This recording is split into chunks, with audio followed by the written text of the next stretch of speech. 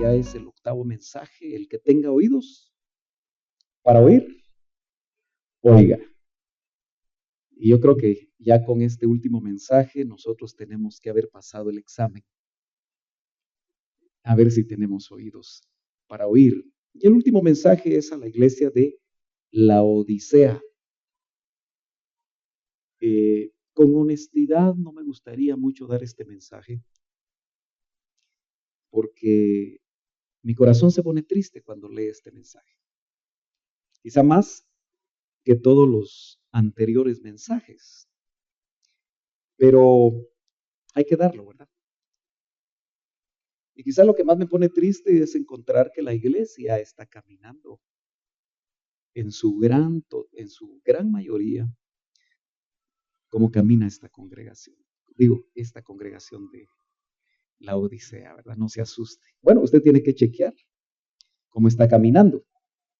Dice el verso 14 del capítulo 3 de Apocalipsis: y escribe al ángel de la iglesia en Laodicea. No sé si le pueden dar un poquito de bajos. Dice: he aquí el amén. ¿Se acuerda que cada uno de los 7 mensajes presenta varias manifestaciones de Jesús, de Cristo, el Cristo resucitado? ¿Se acuerda usted de eso? Ojalá que esté en sus notas, vaya tratando de recordar esto o en subrayar ahí en su Biblia. A mí me parece muy importante el hecho de que el Cristo resucitado se presenta de acuerdo, lo he dicho cada viernes, para el que tal vez vino por primera vez a oír estos temas, en la medida o en la forma como la iglesia lo necesita. Y aquí se presenta como el amén. Dice: he aquí el amén. ¿Qué es para usted amén, hermano? Sí, eso significa, es una de sus acepciones. Pero note que lo voy a volver a leer. He aquí el amén. ¿Será una palabra? ¿O será Cristo presentándose a sí mismo como el amén? ¿Qué dice usted? Indudablemente, Él se está presentando como el amén, como el así sea, como el así es. Él se está presentando de una manera que indudablemente a nosotros nos tiene que llamar la atención, porque Él se presenta así. Ya en el verso 5 del capítulo 1, si usted me acompaña, o no, creo que no es ese, el 1:5, déjeme chequear donde Él se presenta como el amén. Es en el 5:14. Disculpen, hermanos, pero tengo letras muy pequeñas y me parece que no hay mucha luz acá para leer. Dice capítulo 5 y verso 14. ¿Lo tiene? ¿Sí lo tiene? Dice: los 4 seres vivientes decían, ¿cómo? Amén. Así sea. Y los 24 ancianos se postraron sobre sus rostros y adoraron al que vive por los siglos de los siglos. Casi todas las epístolas, usted nota que terminan con amén. Las doxologías que están aquí en el Nuevo Testamento terminan con amén. Pero Él se presenta ahora, Él mismo, como que le da cuerpo en sí mismo al amén. Hay un pasaje que usted lo puede encontrar en 2 Corintios capítulo 1, verso 20. 2 de Corintios capítulo 1 le dije, ¿verdad? 1:20. Vamos a ver. No es la primera, sino que es la segunda. Me dice amén si ya lo encontró. Me ganó. Muy bien. 1:20. Dice: Porque todas las promesas de Dios son en Él. En Él. Sí. Y en Él. Amén. Lamentablemente nosotros no hablamos hebreo ni somos antiguos.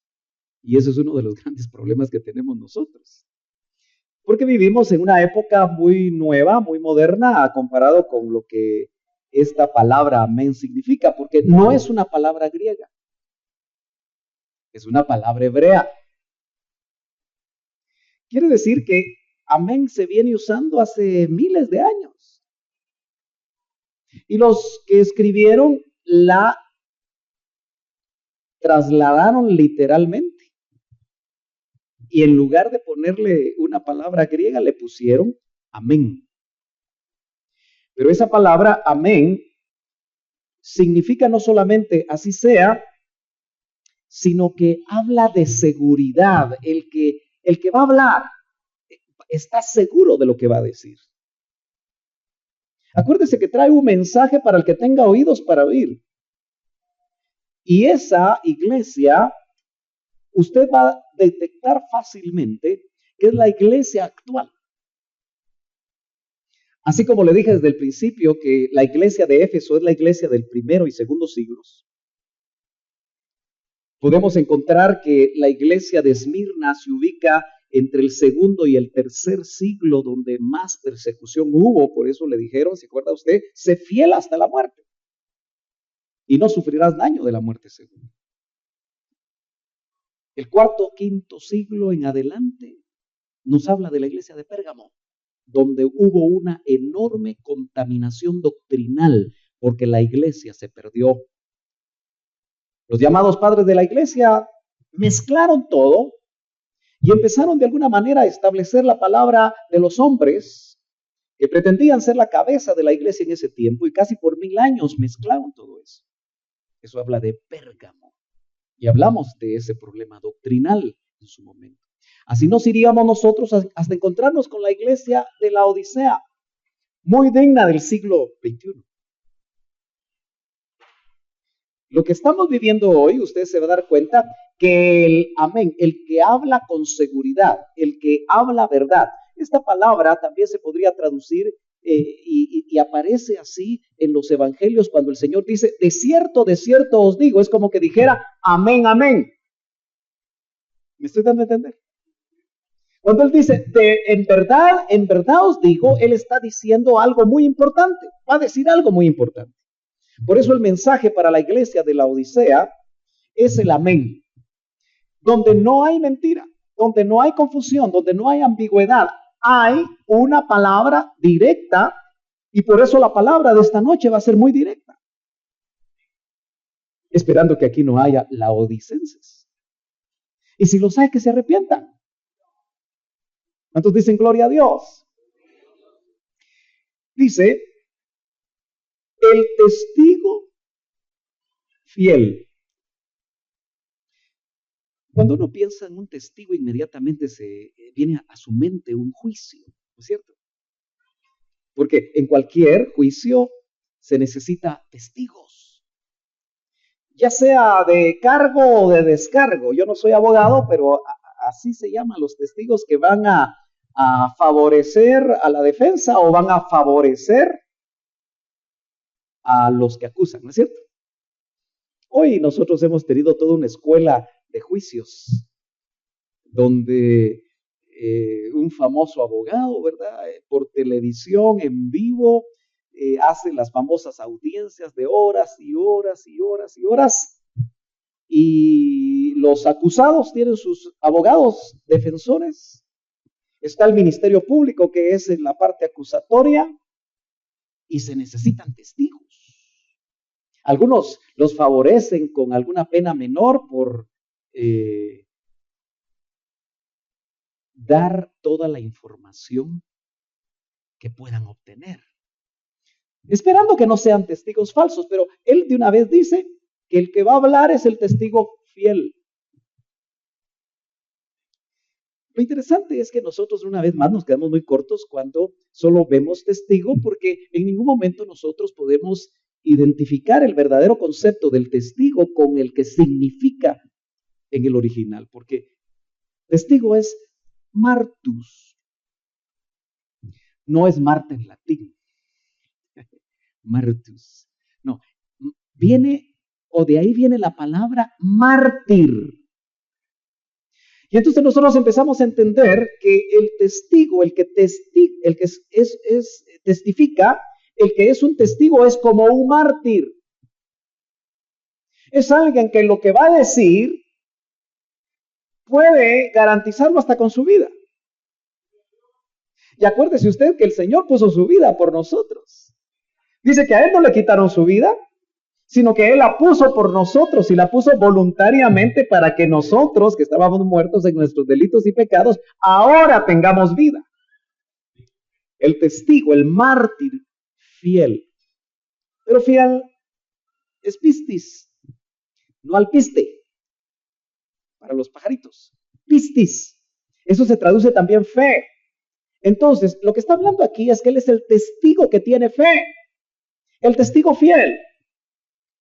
El que no es copia, sino que es el verdadero, se relaciona con el amén, se relaciona con el que es verdad. Entonces miren las credenciales con las que el Señor se le está presentando a una iglesia. Que da tristeza realmente ver cómo está, según la Biblia.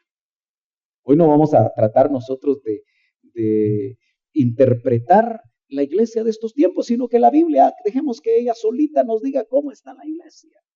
Y lo que nosotros tenemos que hacer como iglesia es chequearnos, analizarnos, porque el que tiene oídos para oír, acuérdese que la Biblia es como espejo, dice, donde nosotros contemplamos nuestro rostro natural, si está limpio o está sucio, cómo está nuestro rostro. Seamos hoy oidores, no olvidadizos.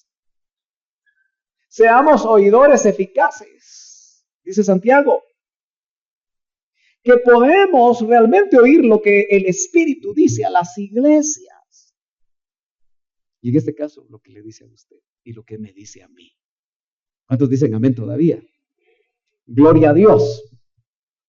Note entonces que se presenta también como el testigo fiel y verdadero. Eso está ahí redundando, porque el verdadero es aquel que realmente en su propia, diríamos, naturaleza es verdad, porque Él dijo, yo soy la verdad,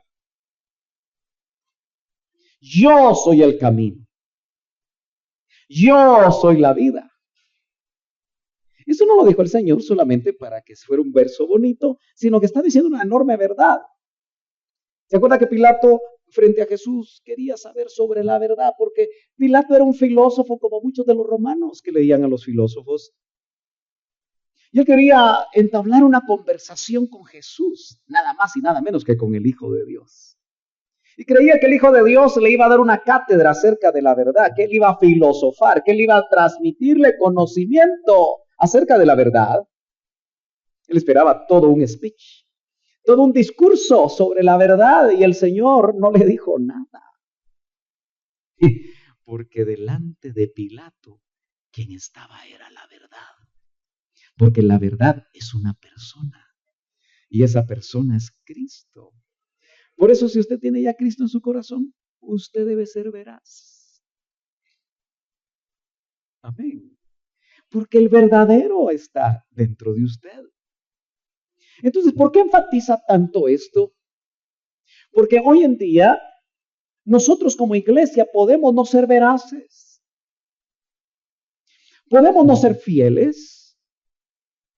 Podemos no ser el amén, en el sentido de así sea, porque de alguna manera vemos que Dios dice amén y que en Él son ciertas sus promesas, pero también nosotros cuando oímos algo, fíjese que el pueblo de Israel en el Antiguo Testamento, cuando había una maldición que el Señor estaba diciendo, si ustedes no hacen esto y no hacen aquello, el pueblo de Israel tenía que decir, la gran muchedumbre tenía que contestar al final, amén, como una respuesta de lo que Dios estaba esperando del pueblo.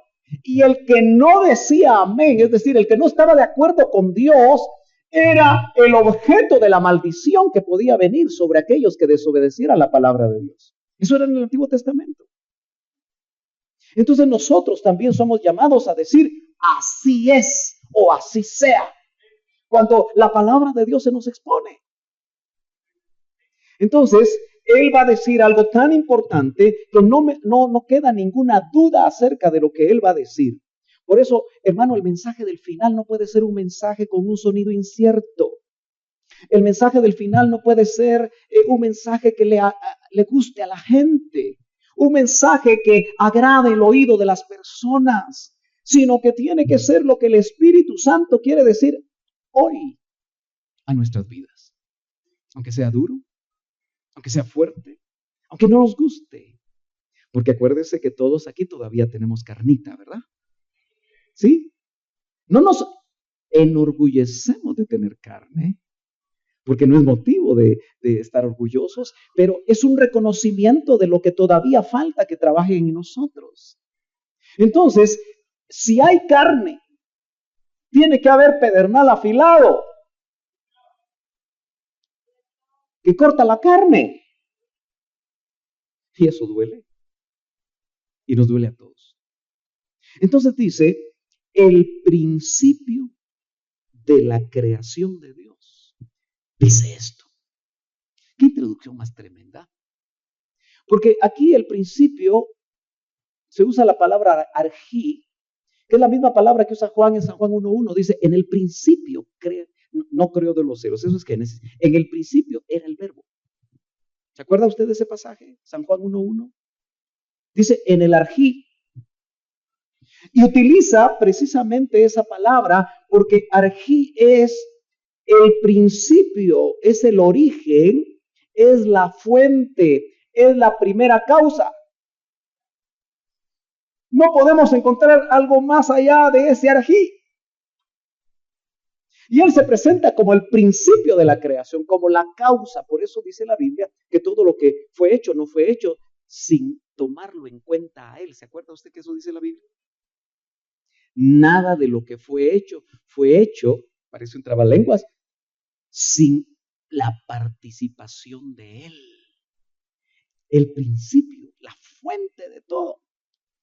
En otras palabras, le está diciendo a la iglesia de la Odisea, miren, yo conozco todas las cosas. Yo soy el principio. ¿Me está siguiendo, hermano amado? Disculpe que a mí me gusta caminar y dentro de un ratito me voy a parar, pero no me siento muy cómodo en esta silla, pero me quiero cuidar esta pierna, no sé, tal vez solo es el frito, como le dije, pero óigame bien, ahora viene el mensaje. Yo conozco tus obras. A las 7 iglesias les dijo lo mismo. Quiere decir que realmente Dios espera obras de cada uno de nosotros, ¿no creen? Pero no cualquier obra. Él está esperando que nosotros verdaderamente sepamos cuáles obras son las que a Él le agradan. Y entonces dice que ni eres frío,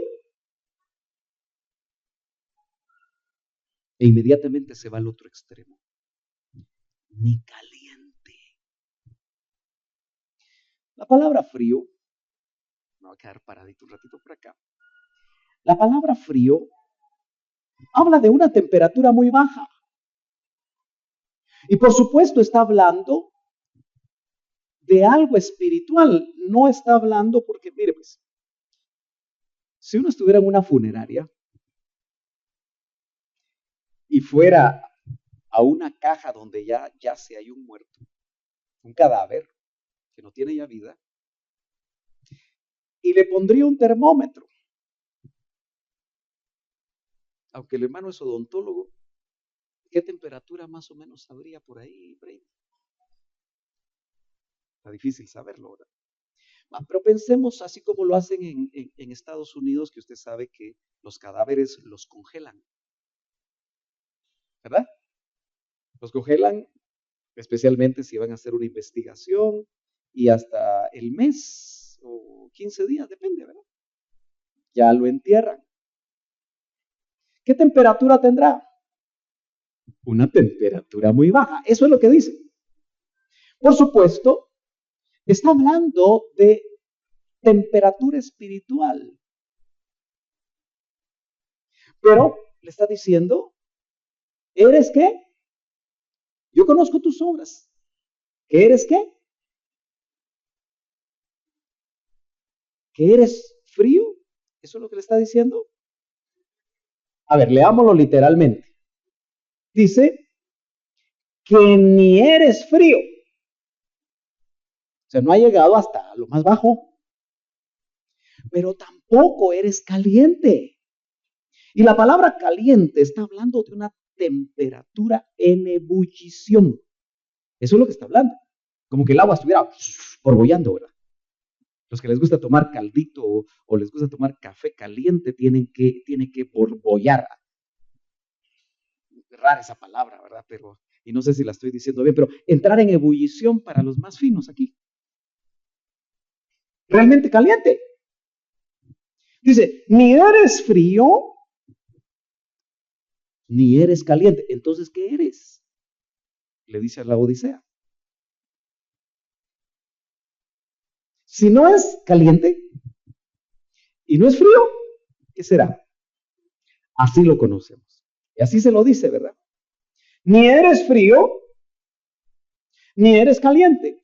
La frialdad habla de aquella persona que siendo iglesia, porque le está hablando a la iglesia, se alejó de tal manera de Dios, que parece que ya no tiene relación con Dios. Y eso le puede pasar a cualquier cristiano, si se descuida. Por eso, hermano, qué preocupante es cuando alguien desaparece de la congregación, de esta o de cualquier otra. Que lo vemos cada mes o cada 2 meses. Si hiciéramos dentro de lo frío, aquí abajito, y lo caliente hasta aquí, todo un termómetro, ¿dónde ubicaría usted aquel que no tiene necesidad de congregarse? Ya no siente la necesidad de congregarse. ¿Pero qué tan frío? Si hacemos de 0 a 10, a 100. Bueno, algunos dicen 0. ¿Usted qué dice? Ustedes de aquí, de este lado, ¿qué dice? ¿Dónde lo pondrían usted aquel que desaparece y no tiene la necesidad? Porque hay gente que llora por no congregarse. Porque está enfermo. Porque su trabajo no se lo permite. Porque se fue a otro país y no hay dónde congregarse. No se ubica. Y lloran. Se sienten tristes. Pero el que no se congrega, y no necesariamente aquí, en cualquier lugar, ¿dónde cree usted? Estamos seguros de que le bajó la temperatura, ¿verdad? Pero ¿qué tanto le bajaría? Algunos de una vez se van a bajo cero. ¿Mm? ¿Le ha pasado a usted en alguna ocasión, hermano, que desaparece de la congregación? Tal vez no aquí, en otra congregación. Usted se ha dado cuenta porque aquí hay hermanos que vienen de otras congregaciones y que se han ido integrando a esta congregación, y a veces en la transición se ha dado cuenta usted que uno deja de asistir. Porque uno se siente desubicado, algo está sucediendo en la congregación, sea lo que sea, y muchas veces es uno tentado a quedarse en casa. Bueno, a mí también me pasó.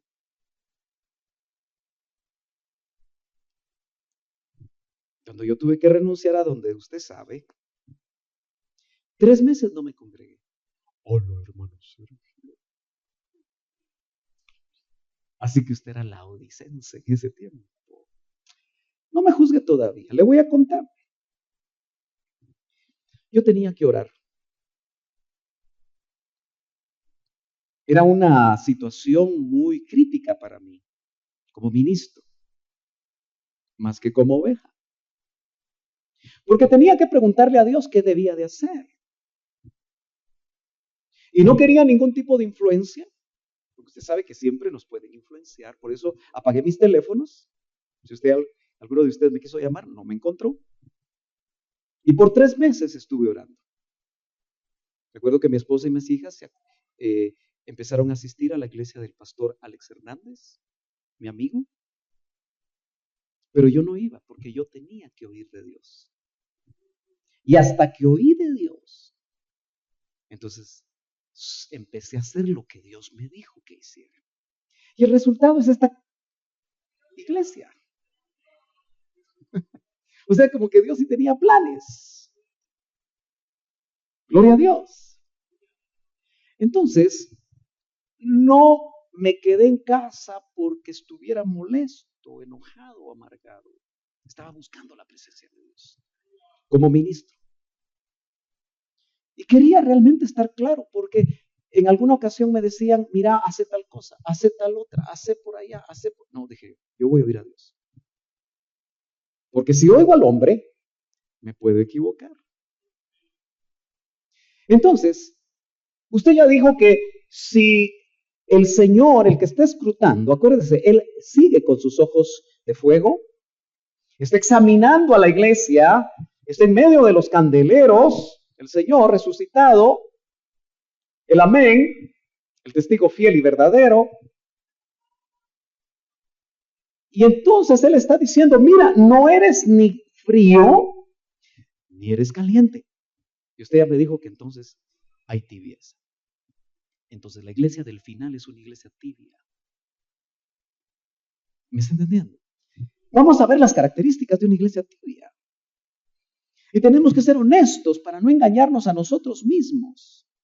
Porque, hermano amado, si caliente es lo que a Dios le agrada y reconocemos que estamos tibios, ¿no cree que deberíamos de buscar con todo el anhelo empezar a subir de nivel hasta el punto de la ebullición?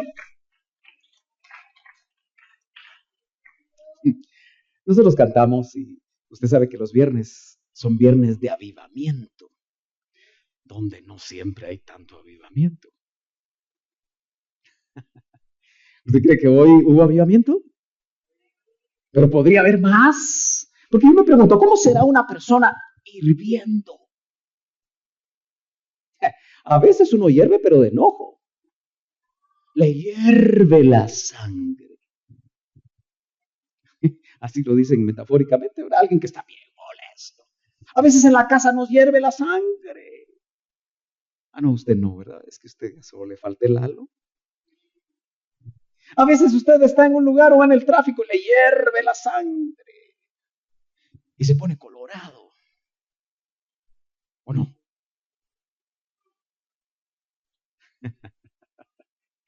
Pero, ¿por qué no nos ponemos así en el Señor? ¿Qué está impidiendo que nosotros y la iglesia en general esté ardiendo?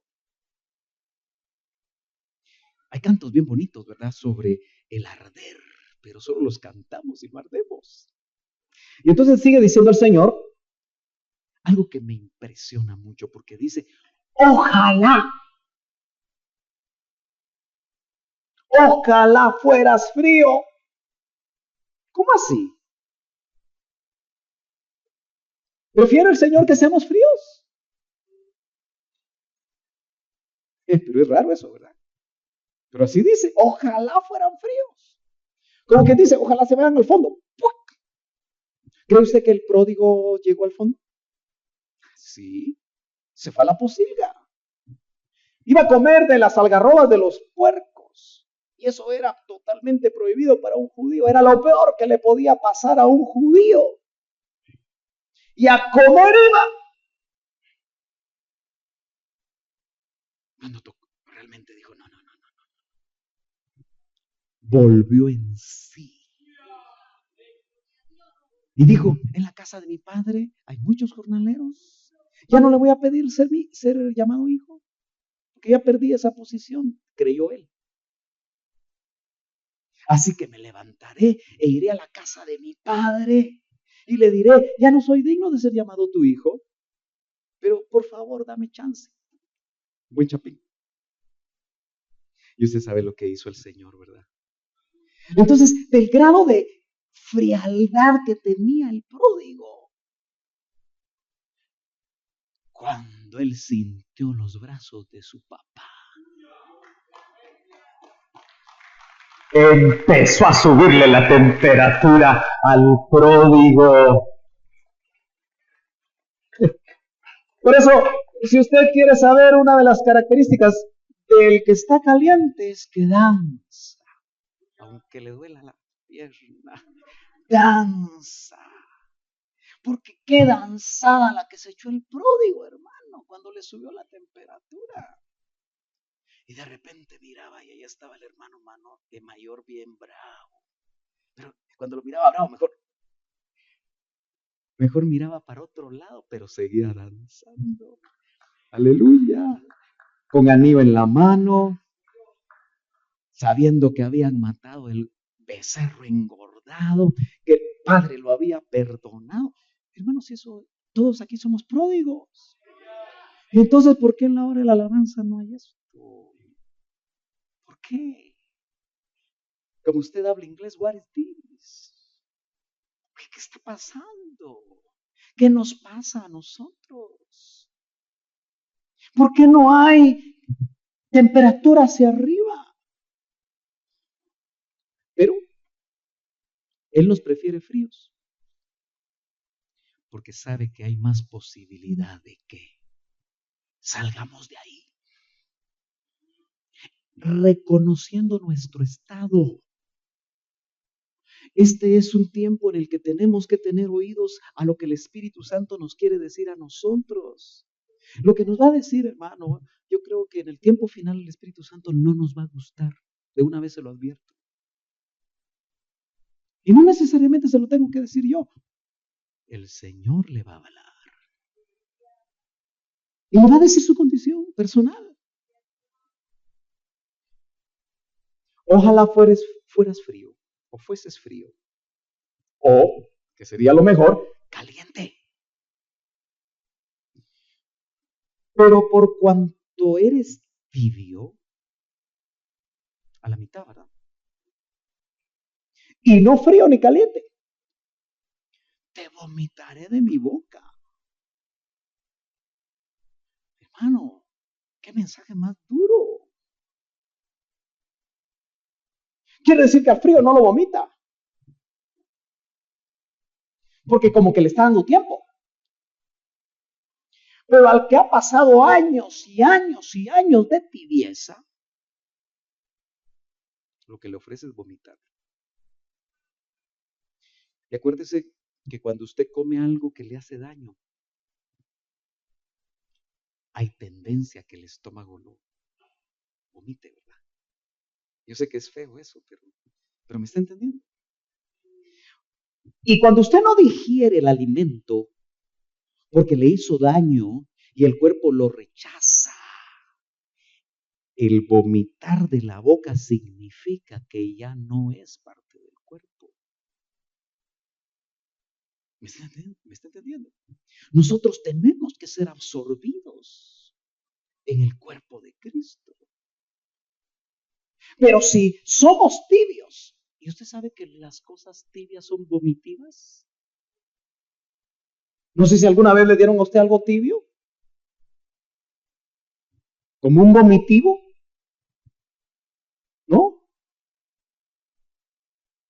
Pero indudablemente el Señor está siendo tan fuerte aquí y entonces empieza a describir rápidamente, yo lo voy a hacer también, porque dice, porque tú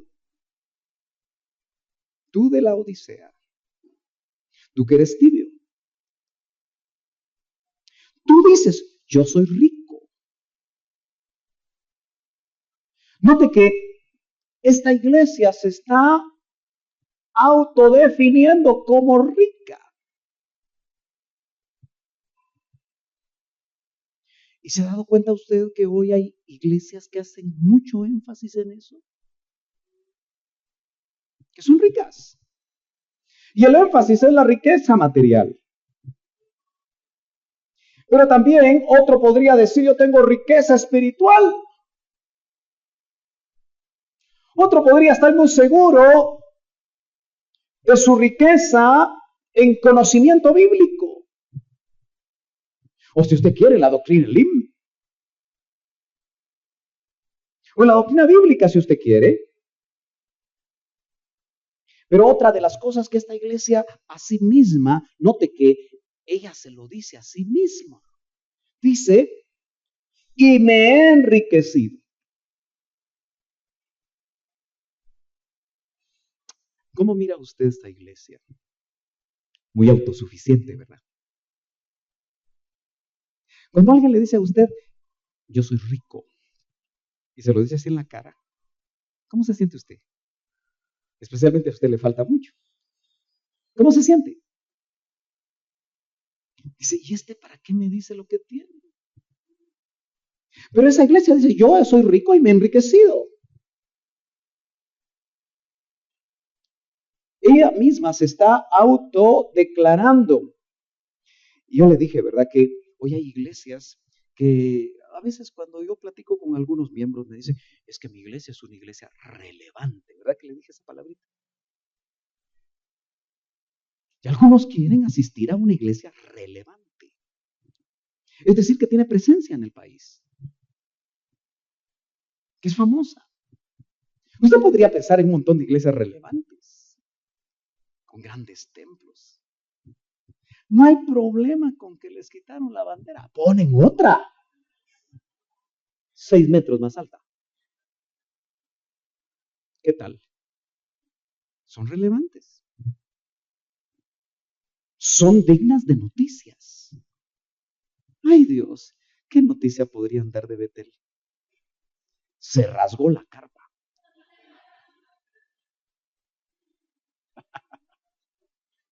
Y nadie le pondría atención. Soy rica y me he enriquecido. Pero lo más tremendo es que sigue diciendo el pasaje y es Dios el que le está hablando. Él está diciendo la verdad. Y de ninguna cosa tengo necesidad. Bueno, hay una iglesia en el libro de los Hechos, le llaman la iglesia del amanecer, así le llamaba el doctor Ríos. Otros teólogos le llaman la iglesia primitiva, pero esa palabra no suena mucho, ¿verdad? Porque suena así como que aquellos que tenían el hombre primitivo, no. Pero está hablando de la iglesia que empezó en el libro de los Hechos y dice que ahí nadie tenía necesidad de nada. ¿Se acuerda? ¿Se acuerda cuando vendían sus propiedades? La ponían, el valor de lo que vendían sus propiedades, lo ponían a los pies de los apóstoles, pero hay una palabra ahí que dice, y nadie tenía necesidad de nada. Entonces, ¿a qué se refiere esto? Si eso lo vemos como algo bueno, porque fue un movimiento del Espíritu. Pero noten que nadie tenía necesidad de nada, pero a nadie le sobraba. Nadie tenía más y nadie tenía menos. De alguna manera el Espíritu Santo hizo un movimiento especial ahí. Pero esta iglesia, con gran alarde, dice, no tengo necesidad de nada. Ya no es una iglesia necesitada. El que es tibio no necesita nada. Cree que lo tiene todo. Y es que el gran engaño del tibio es que cuando le meten el termómetro, aunque sea 40 grados tiene, o tal vez 25 grados de tibieza, pensando en el 100 como lo muy caliente, ¿verdad? El grado de ebullición del agua. Entonces dice, no, si yo tengo temperatura, yo no estoy frío. Ese es el gran engaño. Yo vengo los viernes, yo vengo los domingos. Ya di una escuela dominical y qué bien me salió la escuela dominical, aleluya. Yo canto, yo toco, yo grito, yo salto. Pero realmente, ¿cómo nos medirá el Señor a nosotros? Y a esta iglesia que no tiene necesidad de nada, le empieza a hablar el Señor. Y ahí le dice lo que realmente es esta iglesia. Hermano, qué contraste. Mire, yo como quisiera que todo lo que vemos hoy fuera verdad. Que el gran avivamiento que pretenden tener las iglesias. Y yo sé que muchos dirán que uno habla por calor, ¿verdad? ¿Verdad que sí? Es que el hermano Sergio, ¿cómo no crece? ¿Y acaso yo tengo que crecer? Pues yo ya estoy de buena estatura. Es que como la iglesia cada vez le llegan menos. Y por eso habla así. Ya no se acuerda el hermano Sergio que el hermano Otto tenía una iglesia de 12,000 miembros. ¿Y eso por qué se conforma con una iglesia chiquitita? Pero usted tiene que discernir mi espíritu. Porque realmente usted tiene que ver que aun cuando se tuvo una iglesia muy grande, con una excelente palabra de Dios, maravillosa palabra de Dios, solo murió el ministro y miren que paró todo. Y yo me pongo a pensar, cuando yo me vaya, que yo me voy a ir feliz porque voy con él. ¿Verdad que sí? O nos vamos tristes, no. Dormimos aquí y despertamos allá, donde la verdadera vida nos espera. Pero si yo tuviera oportunidad, y me pongo a pensar, ¿tendrá oportunidad el hermano Otto de ver? ¿Cómo se sentiría? Con sus discípulos, con sus ovejas, que andan por todos lados, creyendo un montón de cosas diferentes. Entonces, dice uno, bueno, Señor, ¿y las multitudes dónde están? Y entonces nosotros empezamos a darnos cuenta que el Señor tiene remanentes. Y no es excusa para no crecer. Porque acuérdese, el crecimiento lo da Dios.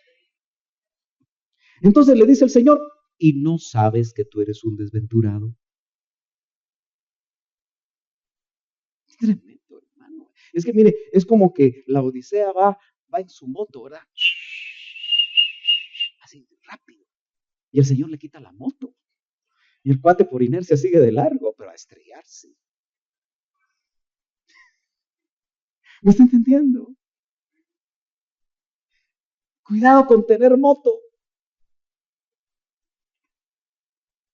¿Y no sabes que tú eres un desventurado? ¿Qué palabras más fuertes? Miserable. Cuando habla de desventurado, habla de digno de lástima. ¿Ya se dio cuenta usted que para el Señor muchos cristianos de este tiempo son dignos de lástima? Porque son tibios y no se han dado cuenta de la tibieza. Sería muy fácil tener un termómetro, ¿verdad? Ahí en la puertecita y que usted se pasara así cerquita del termómetro y el termómetro dijera "Shu, shu, shu, shu". Porque entonces uno diría, pastor, estoy en 10, ¿por qué no ora por mí? Me voy a ministrar, fíjese. Yo creo que estoy en 10 por esto y esto y esto. Ah, sí, hermana, sí, hermano. Oremos por usted, pero ¿se va a arrepentir? ¿Va a cambiar su vida? ¿No cree que sería más rápido? Y entonces el siguiente domingo, otra vez en el termómetro, pastor, subí a 20, pero te falta 80, mija, mijo. ¿Qué más tienes que decir? Ay, sí, pastor, esto no se lo quería decir, pero ¿no cree que así debería ser la cosa para ir para arriba, para arriba, para arriba, para arriba, para arriba? Porque él viene por una iglesia que arde en amor. Y si no estamos ardiendo, hermano, como diría de una manera muy fuerte el hermano Gigi Ávila, te vas a quedar. Así decía Gigi, ¿verdad? Y lo decía fuerte. Entonces dice, miserable, pobre. No está hablando de pobreza material. En contraposición a esa iglesia que pretende tener mucha riqueza material, pero también otro tipo de riqueza. Pero el diagnóstico del Señor, el diagnóstico del Espíritu es, eres un mendigo, dice el original. No tienes nada.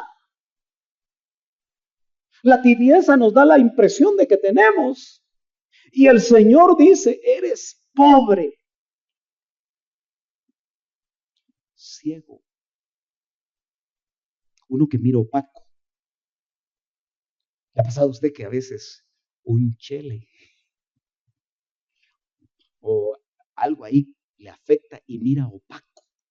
No mira claro. Pero también ciego es uno que no entiende, es incapaz de entender. Eso es un ciego. Eso es lo que dice ahí. El tibio no mira. Por eso, acompáñame rapidito porque a mí me quedan unos minutitos a Lucas. Le quiero leer también en Lucas capítulo 24 rápidamente. Le quiero leer dos características del tibio porque estos discípulos, que eran discípulos de Jesús, dejaron Jerusalén porque creían que en Jerusalén, después de muerto Jesús, ya no había nada. Seguramente estos discípulos habían oído que Él iba a resucitar al tercer día, pero no se recordaron, no fue importante, no tuvieron oídos para oír cuando el Señor varias veces dijo, voy a morir y a los 3 días voy a resucitar. En el verso número 17 de Lucas, capítulo 24, dice, y les dijo, ¿qué pláticas son estas que tenéis entre vosotros mientras camináis? Usted puede leer en casa las pláticas, pero ahí me interesa la parte final. ¿Y por qué estáis tristes? Emaús es el lugar de las aguas tibias. Y el que va hacia las aguas tibias anda triste.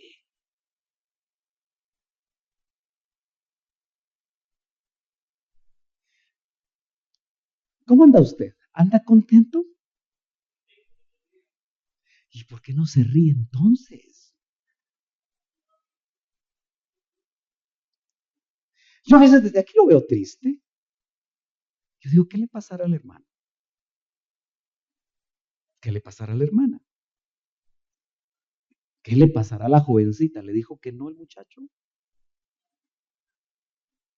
¿O le dijo que sí? ¿O no le dijo cuándo?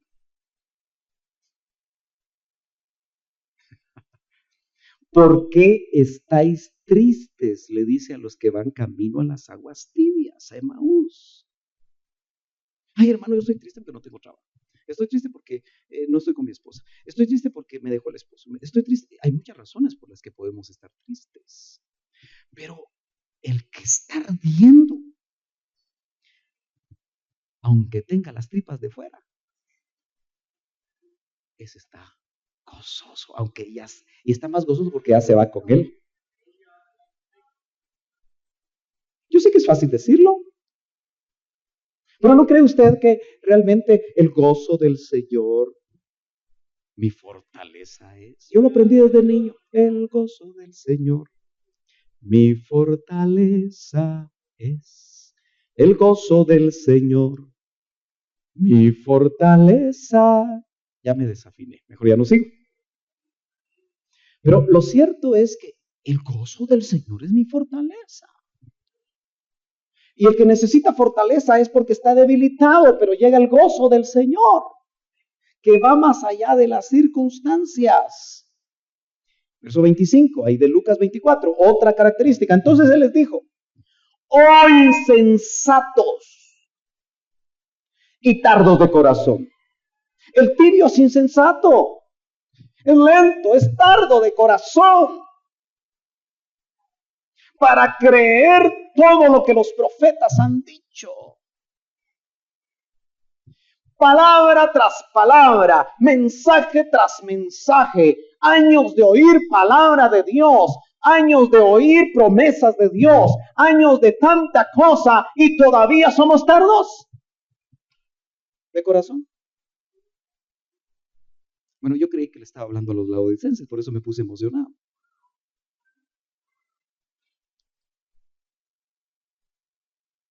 ¿Le cuesta a usted creer? Cuando vaya a su casa, solito usted. Aunque del otro lado esté el esposo, sincérese con Dios. Disculpa, Señor, yo no te he creído. Me has dicho que me vas a cambiar a este. Pero no hay modo que me lo cambies, Señor. Yo no he creído, Señor. Aunque sí fuera la oración. Señor, has dicho que vas a hacer esto, vas a hacer lo otro, pero no te he creído, Señor. Usted sabe si ha creído. Pero los que iban a Emaús, el Señor los diagnostica también y les dice, insensatos. Mire, el Señor no habla suave. ¿Ya se dio cuenta? El tardo es uno que es lento. Tiene que oír 10 veces lo mismo. ¿Usted ya se dio cuenta que ya llevo como 5 o 6 mensajes para la familia? Y está cambiando, estamos cambiando. ¿De verdad estamos haciendo algo? Nos estamos reconciliando con nuestros padres, nos estamos reconciliando entre cónyuges. ¿Estamos haciendo lo que nos corresponde hacer realmente? O yo me voy a echar 20 mensajes más y todo va a seguir igual. Tal vez que tenga que presentar mi renuncia. Señor, yo creo que yo ya no puedo. Ya di tu palabra. Una, otra y otra vez. Pero no hay cambios. O por el contrario, usted me va a dar un gozo maravilloso. Y mejor si se lo da al Señor. Y también a los miembros de su familia. Cuando yo hablo con los esposos, antes de que ya no me deje oír la lluvia, cuando yo hablo con esposos me dicen, pastor, todo está bien, aleluya. Gloria a Dios, mire. Ok. Hablo con la esposa. Pastor, me quiero divorciar.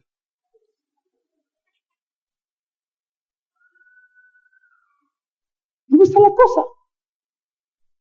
Él dice que todo está bien. Y ella dice que no, nada está bien. Alguno de los dos miente. ¿Me estoy dando a entender? Entonces, indudablemente el Señor no quiere que nosotros seamos tibios. ¿No era necesario que el Cristo padeciera estas cosas y que entrara en su gloria? El tibio ha oído la palabra de Dios por años, pero no la cree. Por eso ellos eran ciegos, eran incapaces de entender. Mire lo que dice Mateo 15, 19. Yo ya voy terminando. Pero si llueve más, me aprovecho de la lluvia. Porque usted no se va a querer mojar. San Mateo 15, verso 14. ¿Lo tiene? Mire lo que dice el Señor. Dejadlos. Son ciegos. Guía de ciegos. 15, 14 de Mateo. Y si el ciego guiare al ciego, ambos caerán en el polvo. El contexto es que un religioso es un ciego, pretendiendo guiar a otros que también están ciegos. ¿Me estoy dando a entender? Y dice, Un ciego no puede guiar a otro ciego. Hay que ver, hermanos. Tenemos que saber el tiempo que estamos viviendo. Tiene que haber una revelación espiritual que abra nuestros ojos. Y en los minutitos que me quedan, también le dice, y desnudo. Un desnudo en el original es uno que ha sido despojado de todo. Si te despojan la doctrina que tienes, si te despojan las verdades que han estado en tu corazón,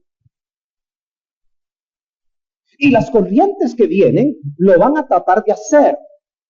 Ya muchos que caminaron con nosotros ya no piensan igual. Ellos están pretendiendo ser muy progresistas, tener una mayor iluminación, y realmente lo que hicieron fue que los despojaron. Están desnudos. ¿Cuántos que salieron del IM hoy están en iglesias de doctrina de prosperidad, tipo la Odisea? No supieron cuándo les quitaron lo que tenían y los dejaron desnudos.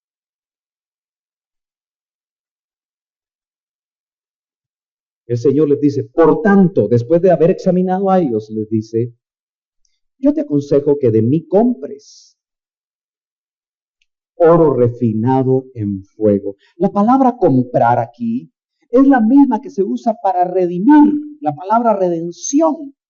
Usted sabe que la redención era ir al mercado de esclavos, ver a un esclavo, pagar el precio del esclavo y después dejarlo libre. Eso fue lo que Cristo hizo por nosotros. Nosotros estábamos vendidos al pecado. Le pertenecíamos al enemigo. Pero Él interpuso precio de sangre, fue al mercado de esclavos donde nosotros estábamos, pagó el precio por nosotros y nos dijo, ahora son libres, pero para ya no pecar.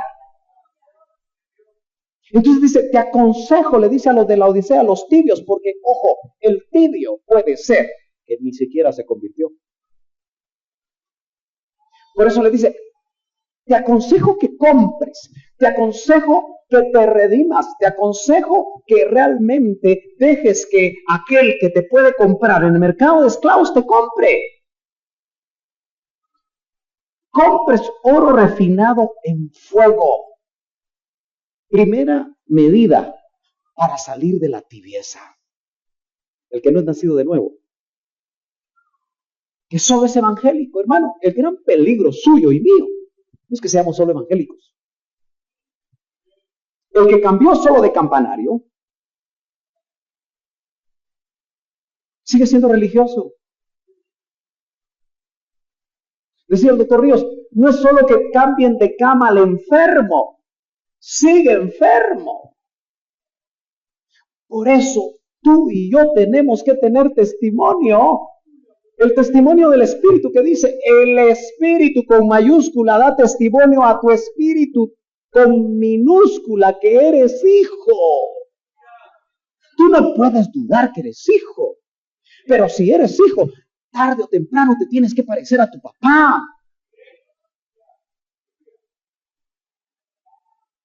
Aleluya. Tarde que temprano nosotros tenemos que dar frutos dignos del Padre que tenemos. Dice, para que seas rico, esto habla de una riqueza espiritual, la verdadera riqueza que nosotros necesitamos, aunque no haya dinero material. Pero ¿cuántos saben que si Él es nuestro Padre, y es el dueño de la plata y el oro, y es proveedor, y es Padre bueno, que sabe dar buenas dádivas a vuestros hijos, a sus hijos? Él sabe lo que usted y yo tenemos necesidad. Pero también le dice, como está desnudo, compra vestiduras blancas para vestirte. Está hablando de consagración. La iglesia de la Odisea es una iglesia carnal. Hermano, disculpe, pero Yo sé que usted puede creer que yo soy legalista, pero yo no creo haberlo sido nunca. Porque en estos tiempos, hablar de santidad es legalismo. Pero hermano, ahora los programas de los flamantes ministros es hablar de fútbol en cabina.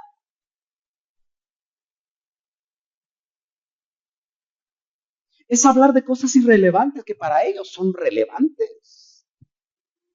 Ya no tienen tiempo de hablar de Cristo. ¿Me están dando a entender? Porque eso ya pasó de moda, eso ya no es atractivo. En cambio, saber que fulano, mengano y perencejo que juegan aquí, que juegan allá, así los he oído yo por la radio. Y la gente feliz, especialmente los jóvenes. Ah, si tan solo mi pastor fuera del Real. Yo creía que iba a oír unos aleluyas, pero no, ¿verdad? Y que se descubra, y dice, y que no se descubra la vergüenza de tu desnudez. ¿Usted sabe que recibimos vestiduras blancas cuando nacemos de nuevo? Esas no las tenemos que ensuciar, pero si se ensucian, la sangre de Cristo todavía nos limpia. Aleluya. Y ese es el mensaje a la iglesia de Sardis. Tengo unos cuantos, poquitos, que no han manchado sus vestiduras. Y unge tus ojos con colirio. Eso habla de una operación espiritual. A los de Maús, el Señor les abrió los ojos para que entendieran las Escrituras. ¿Quiere usted que el Señor le abra los ojos? Unge tus ojos con colirio. Así ya no vas a ser ciego. Para que veas, dice. Yo reprendo y castigo. Esa palabra castigo me llamó mucho la atención porque significa entrenar a un niño. La iglesia de la Odisea es una iglesia niña, que se conforma con las cosas materiales nada más. Le gusta solo lo que el Señor da, pero no le gusta el mismo Señor. Ama las cosas que da Él, pero no lo ama a Él. Entonces, cuando habla aquí de castigo, está hablando de la corrección que le tienen que dar a un niño. No ha madurado. ¿No cree usted que nosotros ya deberíamos estar en un nivel donde nosotros no necesitáramos la corrección de un niño? Todavía la de un joven o la de un adulto. Yo reprendo y castigo a los que amo. ¿Nota que él todavía ama al tibio? Porque no lo ha vomitado de la boca. Pero lo va a vomitar si sigue así. Sé pues celoso y arrepiéntete. Celoso habla, hermano, no del celo que nosotros entendemos, sino que el celoso es uno que muestra gran interés por cambiar. Y arrepentirse habla de pensar diferente. Si usted pensaba de una manera, ahora piensa en una forma distinta. Si usted no creía las promesas de Dios, ahora crea las promesas de Dios. Si usted no cree que Él puede intervenir de una manera sobrenatural en su vida, en su matrimonio, en su trabajo, ahora empiece a pensar diferente. Si usted está preocupado porque mira que no sabe si sus hijos van a tener todo lo que necesita, ¿por qué no empieza a pensar diferente? Arrepiéntete, piensa diferente. Celoso, muestra gran interés por el cambio. Por eso, los que alguna vez pasan por mi oficina, administración, consejería o liberación, ¿saben que yo les pongo tareas? ¿Cuántos saben que yo les pongo tareas? Y cuando las hacen, yo he descubierto que Dios respalda eso.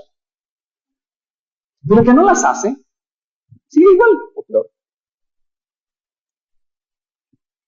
Tenemos que ser celosos, mostrar interés en cambiar. en hacer aquellas cosas que realmente necesitamos hacer.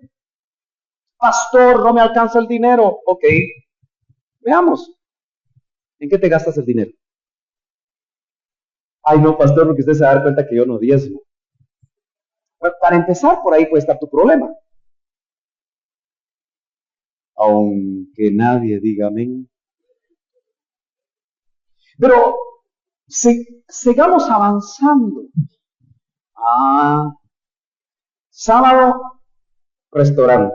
Domingo, restaurante. Miércoles, restaurante. Y a veces nos gastamos un montón de plata en los restaurantes. ¿Se ha dado cuenta usted?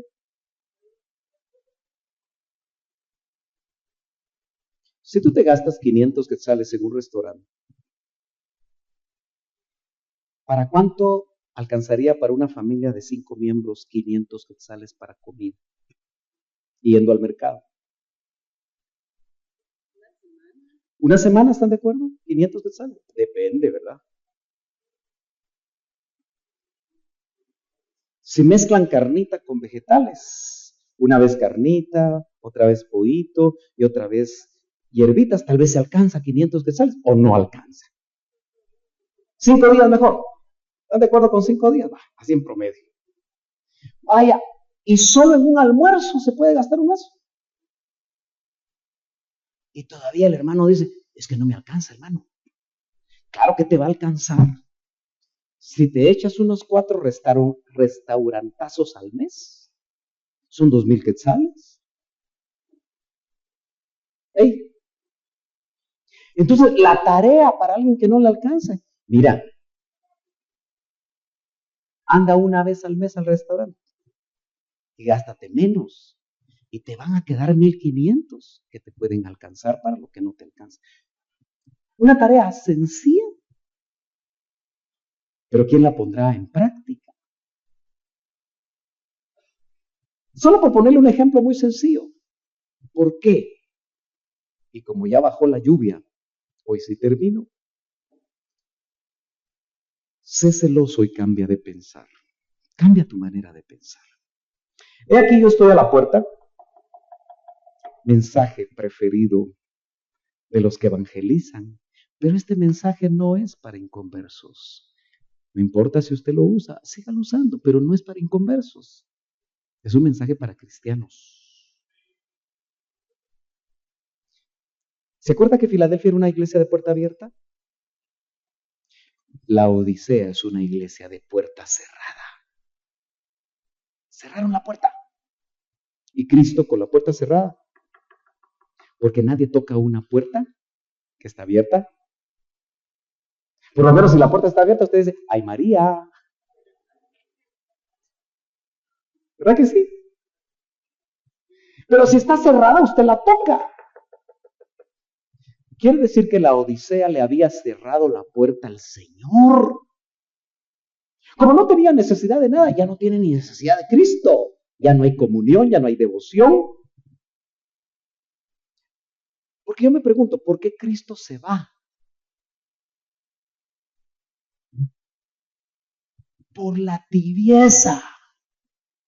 Pero Él, si alguno oye mi voz, son pocas personas las que tienen oídos. Dice, y abre la puerta. Estaba cerrada esa puerta. Entraré a Él y cenaré con Él, comunión íntima. En el concepto bíblico oriental, comer juntos es lo más importante que hay. Cuando un oriental lo invita a usted a comer, es porque para él usted es muy importante. Y él dice, si me invitan, yo entro y ceno con él y él conmigo. Una maravillosa comunión. Y el que estaba frío ya no le interesaba, pero el que está ardiendo y está ardiendo por tener comunión con él, aunque no haya culto, viene. Fíjese que el miércoles vinieron unos, no sé si vinieron. Pero el miércoles usted sabe que vienen poquitos. Y es que no vienen porque van a su discipulado. Ojalá. Ya vamos a hacer el chequeo de los discipulados para ver quiénes van. Entonces yo voy a saber quiénes van y quiénes no vienen el miércoles ni van a un discipulado. Termino. Al que venciere, le daré que se siente conmigo en mi trono. Porque son los vencedores los que el Señor va a premiar. Así como yo he vencido y me he sentado con mi Padre en su trono. Al vencedor le invita a que se siente en su trono. Porque el vencedor se va a casar y casado va a estar a la par de aquel que va a gobernar el mundo y el universo. ¿Quiere usted vencer?